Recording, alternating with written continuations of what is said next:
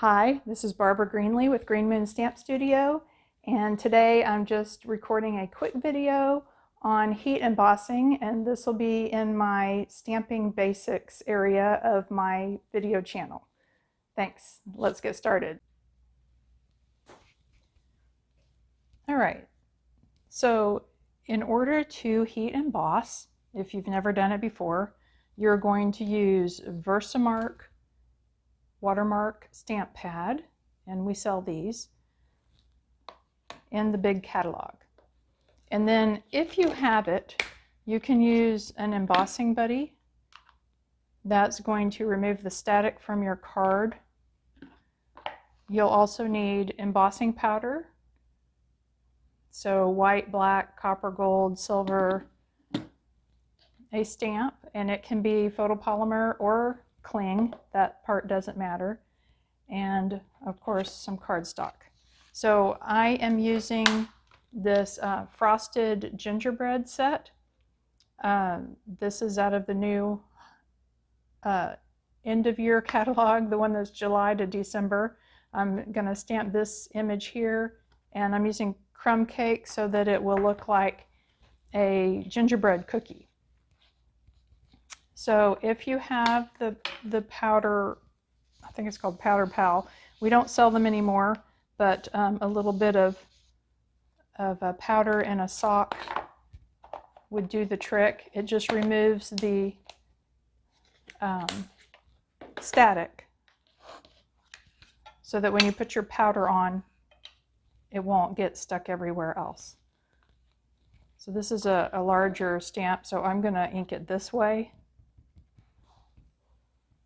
So you're just going to pat it on there. The Versamark ink is like glue.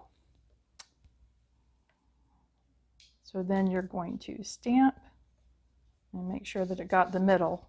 It kind of sticks to your paper, so you can pick it up and make sure the middle got it too. Peel it off. Then use your powder. I've got mine in this handy tray. They come in little jars, but it's easier to work with this way. I'm using white.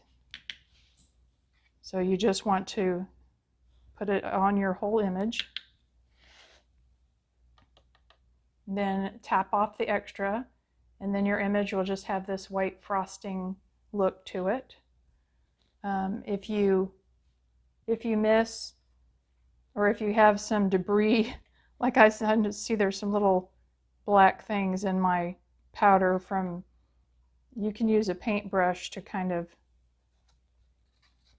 get that off. I didn't bring one over here, but I think that's just on the paper. But if you get some powder where you don't want it, just use a paintbrush and brush it off. So then the magic happens. So you're going to use your heat tool to heat this. The heat tool has two settings. The lower setting is for drying things, and then all the way up is for heat embossing.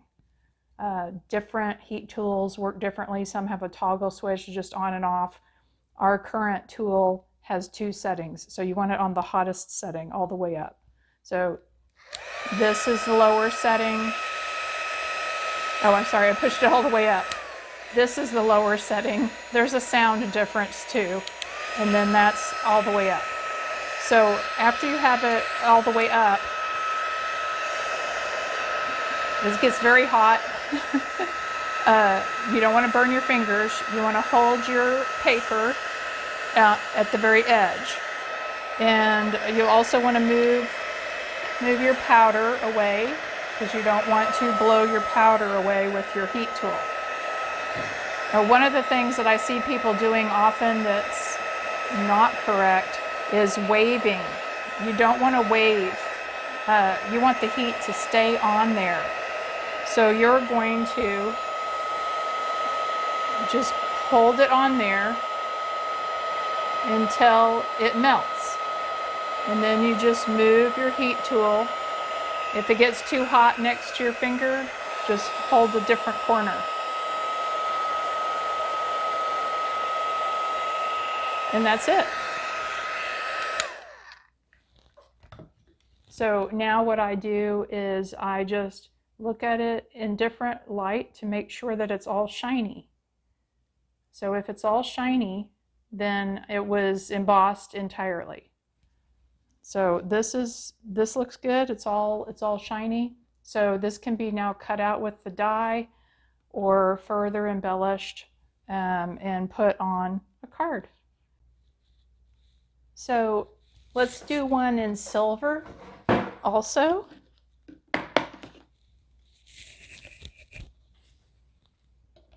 I got some evening evergreen paper here.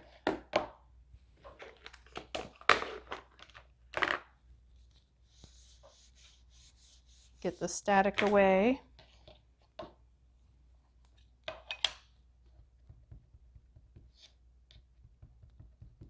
I think the silver will show up a little better on camera.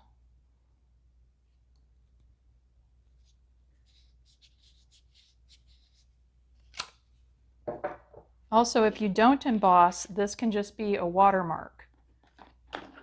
That's another function of the Versamark pad, is using it for a watermark. So this is the silver embossing powder. I think it'll show up well on this evening evergreen. We'll see. So see, I got a little bit of powder over here on the edge. Of course, that wouldn't bother me if I was cutting it out, but you can just wipe it away with a paintbrush. Just move my powder out of the zone, the wind zone, and then if you're worried about burning your hands, you can use some tweezers or something. Okay, so I'm going to turn this on. It takes just seconds to heat up, less time if you've just been embossing like I have been. So, all right, so let's see if we can get a better image on this one.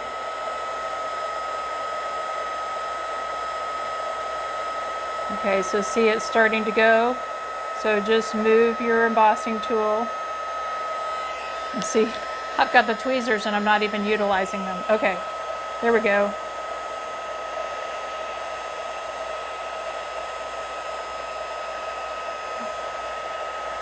All right, it looks all melted to me.